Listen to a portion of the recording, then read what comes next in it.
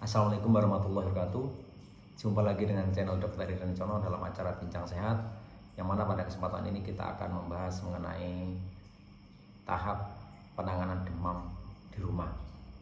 Bagi sahabat sehat yang belum subscribe, pencet tombolnya.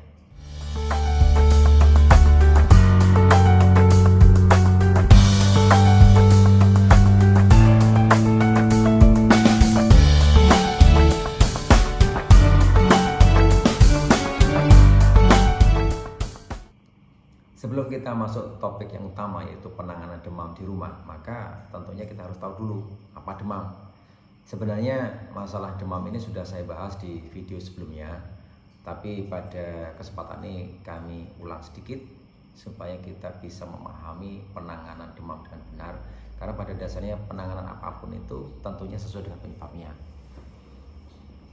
Demam adalah suatu keadaan di mana terjadi kenaikan suhu tubuh badan atau suhu badan lebih dari 38 derajat Celcius, yang mana sebagaimana kita tahu bahwa suhu normal tubuh kita itu kurang lebih 36,1 derajat Celcius sampai 37,2 derajat Celcius untuk orang dewasa. Sedangkan untuk anak-anak suhu normalnya lebih tinggi sedikit, yaitu 36,5 derajat Celcius sampai 38 derajat Celcius. Nah, sedangkan penyebab demam yang paling sering itu ada 5 yang paling sering timbul dari di tempat praktek. Itu dari hasil banyak riset penelitian yang sering muncul ini ada 5. Yang pertama itu karena infeksi, dan infeksi yang paling sering menimbulkan demam itu bisa karena virus, bakteri, parasit, jamur juga semua. Tapi yang paling sering menimbulkan panas itu karena virus. Terus yang kedua itu bisa karena peradangan yang menaun, seperti rheumatoid arthritis. Jadi orang yang mengalami peradangan di sendinya yang lama itu bisa menimbulkan panas. Terus yang ketiga bisa juga karena imunisasi, dan vaksin yang paling sering menimbulkan demam itu karena difteri dan polio. Ya, seperti saya bilang pada video sebelumnya, kalau anak kita dibawa pada petugas kesehatan untuk vaksin, kemudian pulangnya dibawa iopet panas, dan malamnya anak kita panas, itu berarti kemungkinan karena vaksinnya. Kemudian yang keempat bisa jadi karena kita mengkonsumsi obat tertentu yang biasanya sering menimbulkan panas. Itu biasanya jenis penisilin, cefalosporin, atau metil-dopa itu juga bisa menimbulkan efek panas. Nah, kalau kita menimbulkan gejala yang seperti ini karena minum obat, ya yang paling tepat kita kembali ke dokter yang memberi obat supaya dapat penjelasan dan penanganan lebih lanjut.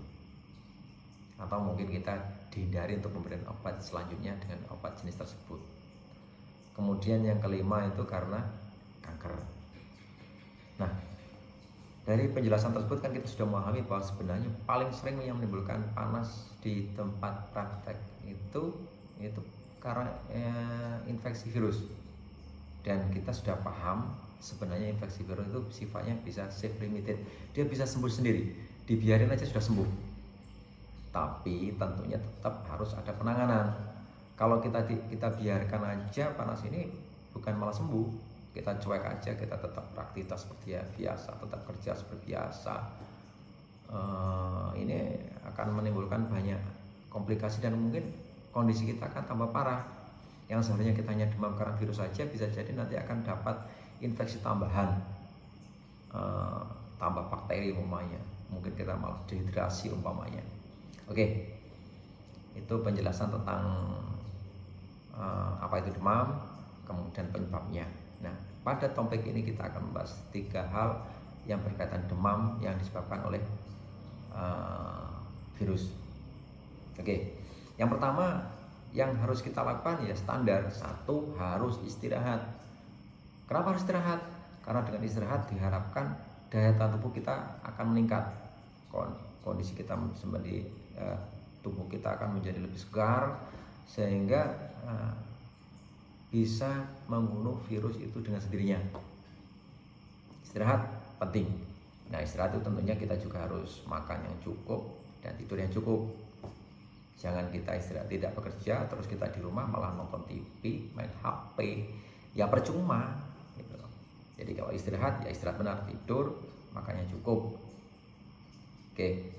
Kemudian yang kedua, kita harus minum yang cukup. Minum yang cukup itu penting. Minum air putih yang cukup. Kenapa harus air putih? Ya tentunya dengan minum air putih harapannya kita bisa mencegah tidak timbul dehidrasi. Karena dehidrasi sebagaimana kita pahami ini kalau dibiarkan akan bisa menimbulkan banyak masalah. Satu yang paling sering timbul pada anak-anak itu bisa karena kejang demam. Karena panas tinggi, keluar banyak cairan, anaknya kejang. Kenapa bisa kejang? Karena kalau banyak cairannya keluar maka tidak terjadi keseimbangan antara elektrolit antara natrium dan kalsium tidak seimbang, bisa timbul kejang. Hindari dehidrasi pada anak pada waktu demam tinggi. Kemudian yang kedua, panas ini yang sudah menimbulkan dehidrasi ini bisa menimbulkan masalah juga pada saluran kencingnya dan ginjalnya. Penting minum yang banyak supaya tidak timbul gangguan pada ginjal dan saluran kencing. Yang ketiga, yang paling berbahaya kalau dehidrasi yang berlebihan itu namanya shock hipovolemik, di mana jumlah volume darah di tubuh itu berkurang. Nah, kalau volume darah berkurang, dengan sininya tekanan juga akan berkurang. Karena tekanan berkurang maka jumlah oksigen yang diedarkan di seluruh tubuh juga berkurang. Ini bahaya kalau sampai oksigen itu di tubuh kita berkurang. Ya, itu tentang efek kalau dehidrasi. Itu sebabnya minum air putih yang banyak. Kemudian tahap yang ketiga, penanganan demam di rumah setelah istirahat cukup, minum air putih cukup. Yang ketiga adalah minum obat simptomatis untuk meredakan panasnya ini. Nah, yang penting sebenarnya pemberian obat ini adalah dosisnya. Ya, kita paham bersama bahwa obat panas yang bebas yang dipakai di pasaran itu ya sejenis paracetamol, itu paling aman. Nah, tentu kita harus mengukur dosisnya. Kalau dosis tidak tepat, bukannya sembuh malah berbahaya atau mungkin tidak ada manfaatnya. Memang untuk orang dewasa standar dosis itu ya 3 kali 500 mg sudah cukup. Hanya untuk yang berat badannya lumayan besar bisa pakai dosis yang forte yang 600 mg 3 kali 1. Yang penting untuk anak-anak, dosis anak-anak ini penting. Berapa dosis anak-anak ini?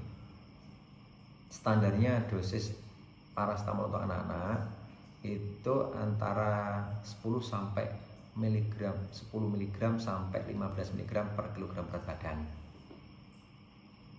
Jadi 1 sendok sirup yang disiapkan di botol obat itu isinya kurang lebih 120 mg. Jadi kalau anak kita berat badannya itu 10 mg, maka dengan 1 sendok sudah cukup. Ini patokan yang penting. Jadi kalau kita ngeliatin anak kita, ngeliatin berat badan, karena pemberian obat untuk anak-anak yang dilihat berat badannya. Kalau anak kita berat badannya 20 kg, berarti yang dibutuhkan 2 sendok takar.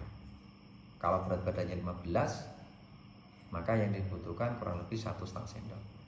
Itu patokan utama untuk pemberian obat pada anak-anak. Oke, tapi juga ada satu jenis lagi yang biasa diberikan di praktekan, itu sejenis ibuprofen. Itu dosis standarnya kurang lebih 4 mg sampai 10 mg per kilogram berat badan. Sedangkan 1 sendoknya itu rata-rata yang dipakai yang bukan forte yang biasa, ibuprofen biasa itu kurang lebih 100 mg per sendoknya. Jadi kalau berat badan anak kita kurang lebih 10 kilo, maka yang dibutuhkan cukup dosis aman ya pakai yang standar 5 miligram per kilogram berat badan, ya kurang lebih kita butuhkan setengah sendok cukup. Tapi kalau anak kita berat badannya 20 ya berarti cukup 1 sendok.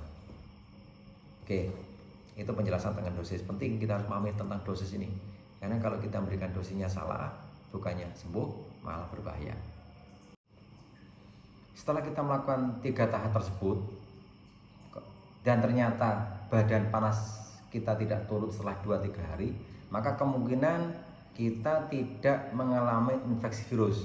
Kemungkinan ada terjadi infeksi bakteri atau penyakit yang lain. Maka sebaiknya kita mengunjungi dokter kita masing-masing, karena kemungkinan bisa jadi yang paling sering setelah bukan virus adalah bakteri. Dan kalau bakteri berarti kita harus minum antibiotik. Sedangkan antibiotik itu termasuk obat keras dan harus ada pengawasan dokter. Jangan sembarangan beli obat di apotik tanpa resep dokter, karena itu termasuk obat keras. Oke sahabat sehat, cukup sekian informasi kami. Semoga bermanfaat. Sampai ketemu lagi di acara selanjutnya. Assalamualaikum warahmatullahi wabarakatuh.